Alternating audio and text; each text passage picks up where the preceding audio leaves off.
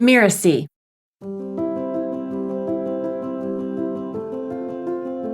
I think typically you need to know everything about my industry when you're coaching me is a mask for not wanting to do the deep work that is needed, that the coach is there to do with the person in front of them. Hello, and welcome to Just Between Coaches, the podcast that tackles difficult coaching conversations head on. My name is Melinda Cohen, and I run a business called the Coaches Console. The Coaches Console has supported more than 50,000 entrepreneurs in creating their own profitable coaching businesses. In this episode, I'm going to have a conversation with a woman who has worked globally with teams and individual leaders. She's also an ACES coach at Mirasee and joined after running her own consulting company for over 2 decades. And she even speaks Swedish. I've invited Kristin Vesa to this show. Kristen and I are going to discuss if you need expertise in your client's business. I received a listener's email that will be the backdrop for today's conversation. And as I always say, unless you tell me otherwise, any email that I read on the show will be anonymous. Here's what Anonymous wrote. Hey, Melinda, I'm in a situation I'd like to have your opinion on. I had a prospect who was referred to me. I'm a business coach, and the client was transferring to another company, but to a higher position than she had before. In the intake session, she questioned if I could work with her because I don't know anything about her industry. I told her that I didn't think it was a necessity, since we're going to be working with pure coaching tools to develop a leadership style that would be suitable for the new position. But she persisted and moved on. Still, her statement got me thinking, is it important that I know anything about my client's business or area of work? Dear Anonymous, thank you for sending in your question. Whether a coach needs foundational knowledge of a client's industry is an ongoing discussion among coaches and consultants. I am a firm believer that you need to be very clear about what type of coach you are and what type of service you bring to your clients. Your prospect thinks a coach has to have knowledge about her industry, or she might even think she's getting a consultant. The problem may be that the expectations aren't right.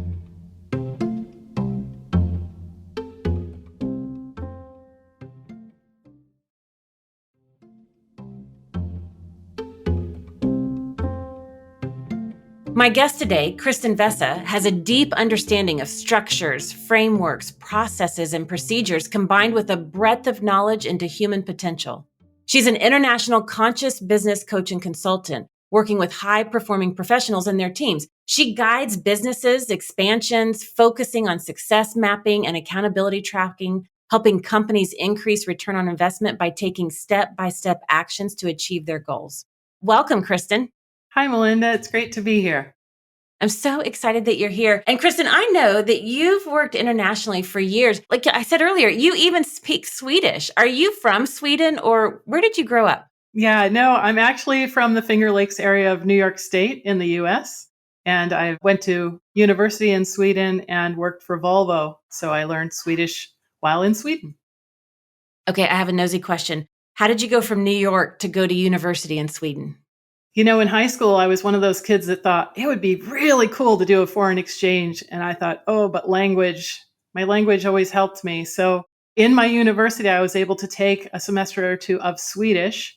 And in the Department of Undergraduate Education, where I was doing my work study program, there was a opportunity to go to Sweden for an international study program. And that's what took me there initially. Oh, so cool. Now, my clients know that I have a directive style coaching, meaning I know my clients want to know how to be business owners, and I can provide the pieces of information they need to know. Now, Kristen, you call yourself a conscious business consultant and coach. Do you see yourself primarily as a consultant or a coach? You know, it depends on which hat I'm wearing, which role the client is hiring me for. So you use those like they're both part of your toolkit, and whoever you're talking to, one might be more appropriate or another, or a combination. Is that what I'm understanding? Yeah. So a consulting engagement is different from a coaching arrangement, is how I would say it. Yeah, I would agree with that. And so you can do one or the other or both, and it depends on who you're talking to. Absolutely. Okay, so let's talk about today's topic. Now, I've read the listener's email about the client who questions the business coach's ability to work with her without any knowledge of her industry.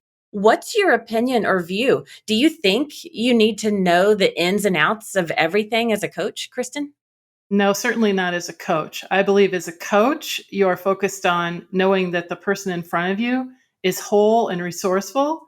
And as a coach, you're bringing those resources out from the person. And then as a consultant, As a consultant, I think it is wise to have the industry background, and you're, as a consultant, offering expert advice in the situation. So you're bringing external advice in, whereas as a coach, you're pulling internal resources out. okay, I love that distinction. I just want to repeat that. As a coach, you're pulling internal resources from that person out. But as a consultant, how did you say that again? Yeah, you're bringing your expertise, your external expertise into the organization or into the situation. I love that distinction. Now, is there ever a time when it is, you kind of alluded to it, but I'd like you to expand on it, when it's important to have that foundational knowledge of a client's industry? I do believe that it depends on what type of coaching. There's a big difference between life coaching and business coaching, for example. Mhm. And I believe that there's a level of, I think you said it in the introduction, expectation. And that expectation, I think, leads to a level of respect. I think as a coach, if you're starting to feel the slippery slope that your client is not feeling respectful, in other words, they're questioning whether you can help them, I do think that's something to lean into and decide whether the arrangement is appropriate for the two of you. Yeah, and so earlier when I was talking about that, for me, I make sure up front before they've ever even hired me, before we've ever even started any sessions, that the expectation is set on how I show up. Like you talked about, sometimes you wear the consultant hat, sometimes you wear the coach hat. I always bring kind of that combination hat that at any given point with my clients, I might go back and forth. And in one conversation, there might be a little bit of directive coaching, consulting, advice giving. And then in that same conversation, coaching around what we just discovered and we're talking about. Do you experience that as well? Or is it more of I'm working with this client, so this is a consultant, but I'm working with that client and that's a coaching relationship? I would agree with you, Melinda, that most often it's a combination. And I think that to be good at both roles, you know that nuance. And again, it's the expectation, right? Is the person expecting to be given a list of directives, or are they coming for coaching? And then the question leads, are they coachable? Because sometimes what happens is there's an uncomfortability that can be projected as you're not the right coach for me, or you don't know enough about my industry, when it's actually opening to a greater growth for the individual you're coaching. Yeah. And I just want to capture that for our listeners because one of the greatest coaching skills I love is the way I describe it is hearing what's not being said, right? Mhm. Hearing what's underneath the conversation. And so when people uh, might say something like, well, you're not the right coach for me because I need a consultant. I love the way you just identified that. It's like, well, that might be true. And that might be a cover for what's going on because they're not coachable. It's uncomfortable. They don't really want to go there. And there could be bigger opportunities there. How do you explain the difference between your coaching and consulting hats to your clients or even prospects? Yeah, so I think we touched on it before about the external and internal. I think in all of it, for me, it's asking the questions to find out what the expectation is for my prospect, my potential client, or the client that's in front of me. I want to be clear that if I'm here as a coach, I'm going to be guiding through questioning to elicit what's really going on for the person, and finding again that resource from the inside that the client can't see, seeing the forest through the trees in that way, but from the internal client's perspective. And as a consultant, it's also the forest through the trees, but it's the expertise of, wow, we could really streamline this operation. For example, I do a lot of technology implementation and streamlining.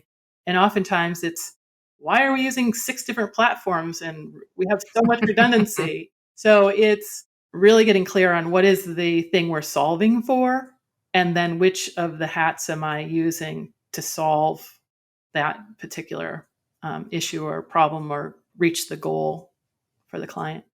And when you're talking with your clients or even prospects before they become clients, are you conveying these as options and then letting them share with you what they're wanting or think they need? Or are you just saying, this is how I work, and then you show up based on the client's needs?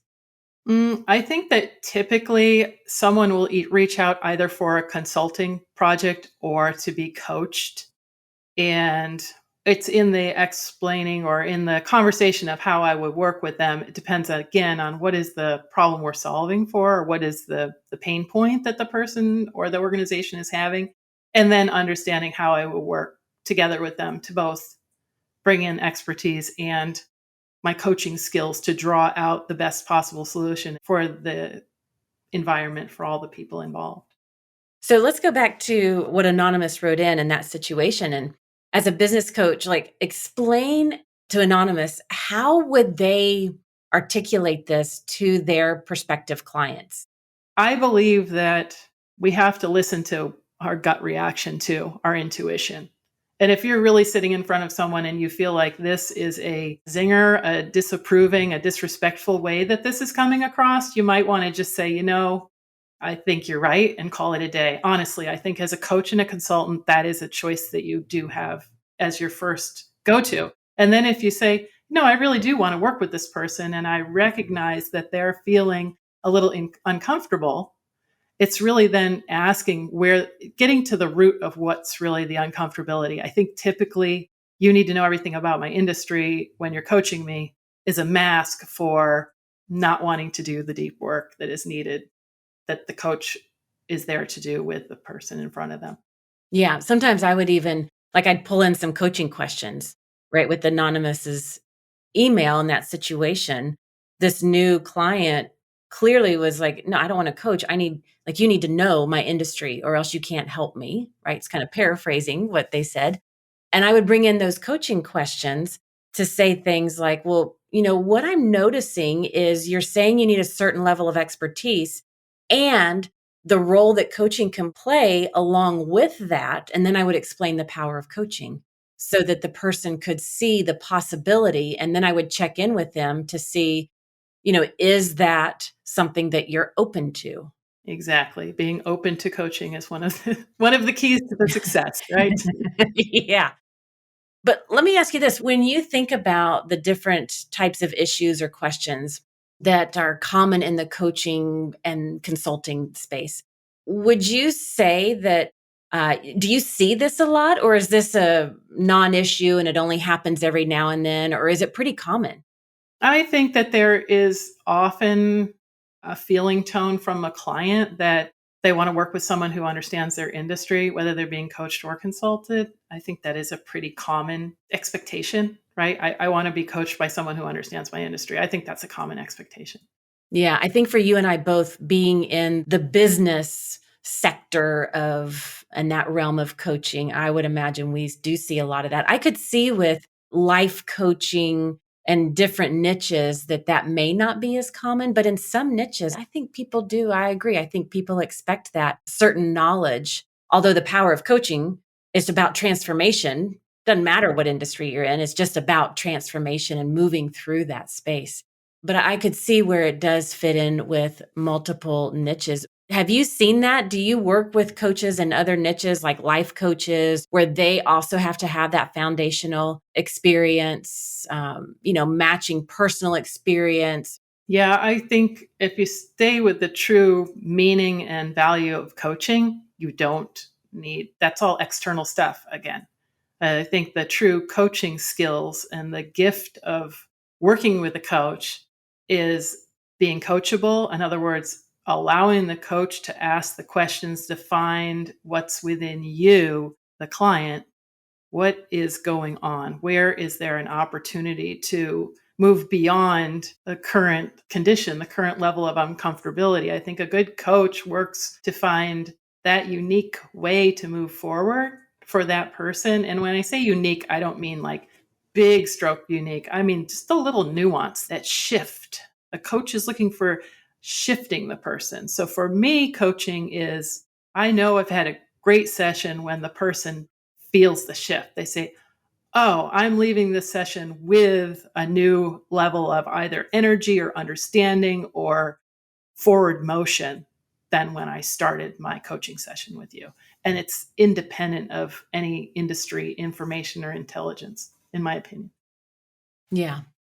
Now, I want to shift gears kind of slightly. Mhm.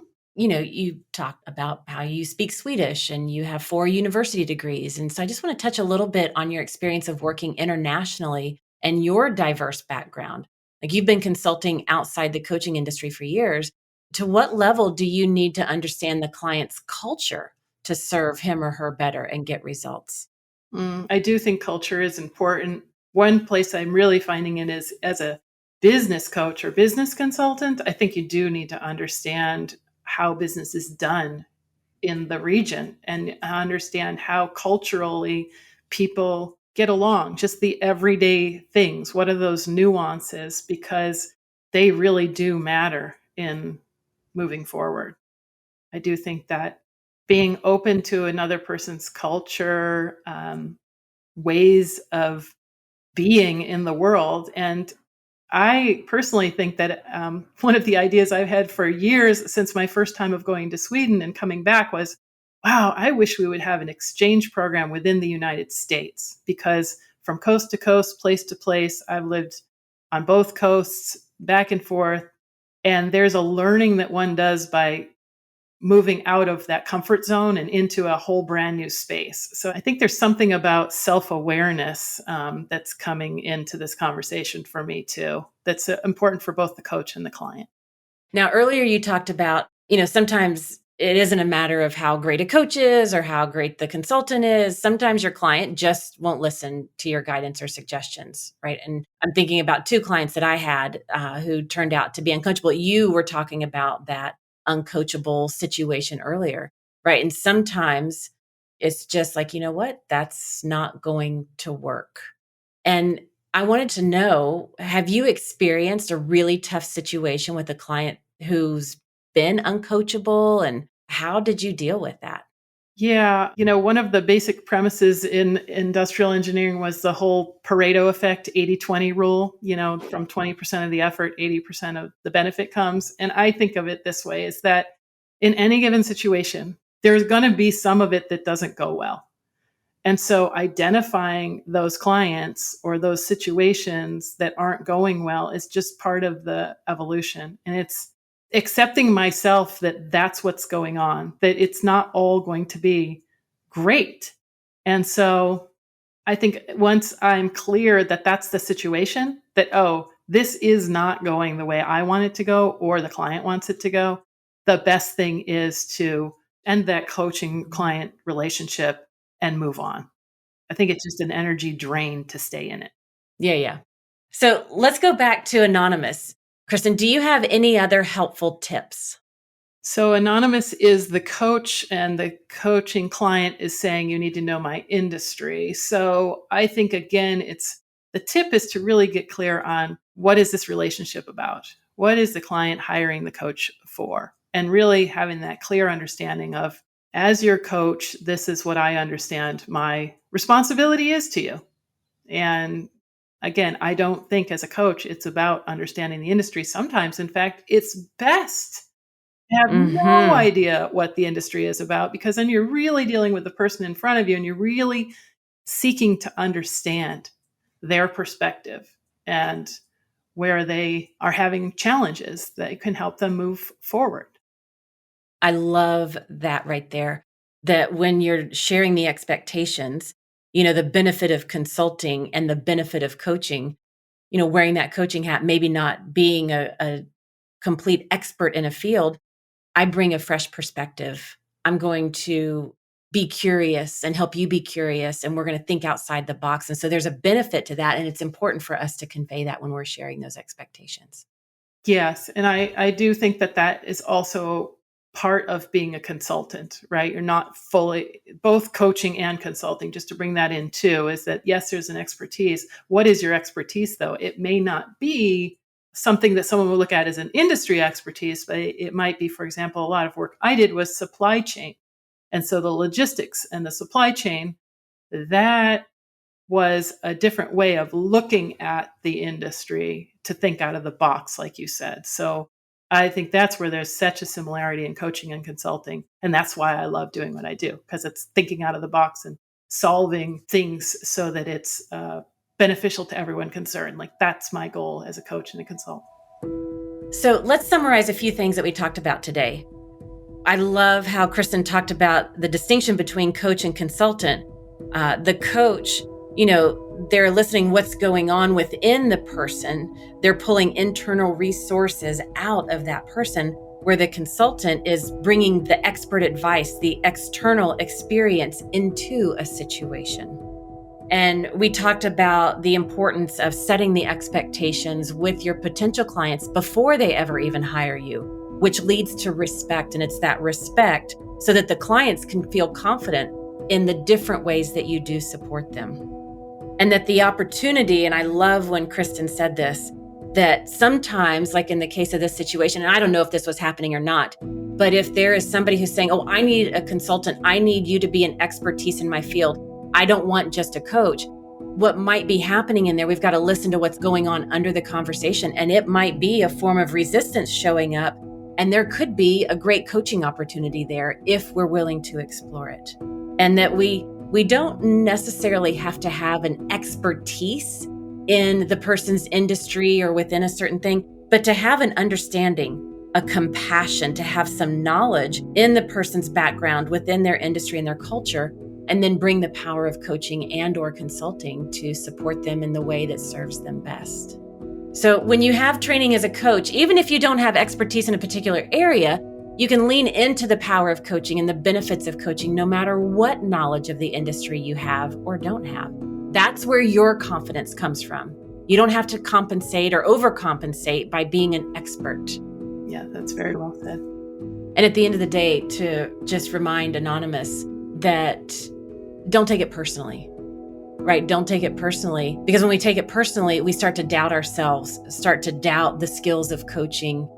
And now we're left wondering, gosh, should I take this client on? But to stay confident in the power of coaching, to stay confident in the role that it can play and how those two, coach and consultant, can work together, will help you not necessarily defend, but present the case so that the potential client can understand how and everything that you bring to the table beyond coaching or beyond consulting. Any other parting words for Anonymous, Kristen? Just to remember that it's about the relationship. This work is more about the people and the relationships you're forming and building than anything else. So keeping your boundaries is really important. And if you're in that coaching role and you feel like your boundaries are, you're letting it slip, that's on you to bring it back. So that's where bringing that confidence that you spoke about, Melinda, being a confident coach, as you so aptly are, I really think that that's a true energetic to hold as a coach and a consultant. Well, thank you for listening to this episode of Just Between Coaches, and also a big thank you to Kristin Vesa for this great conversation. You can find out more about her at KristinVesa.com. That's Kristin, Vesa, Vesa.com. Kristen, thank you so much for coming to the show. Thank you, Melinda. It was really fun. I'm Melinda Cohen, and you've been listening to Just Between Coaches. Just Between Coaches is part of the Mirasee FM network, which also includes Course Lab and Making It. This episode was produced by Cynthia Lamb. Danny Eny is our executive producer. I wrote this episode with Mishi Lance, and she assembled the episode. If you don't want to miss future episodes, please subscribe to Apple Podcasts, Spotify, or wherever you're listening right now. And if you like the show, please leave us a starred review. It's the best way to help us get these ideas to more people. And if you have a question for Just Between Coaches, put the show title in the subject line and send it to podcasts@mirasee.com. That's podcasts, plural, at Mirasee, Mirasee.com.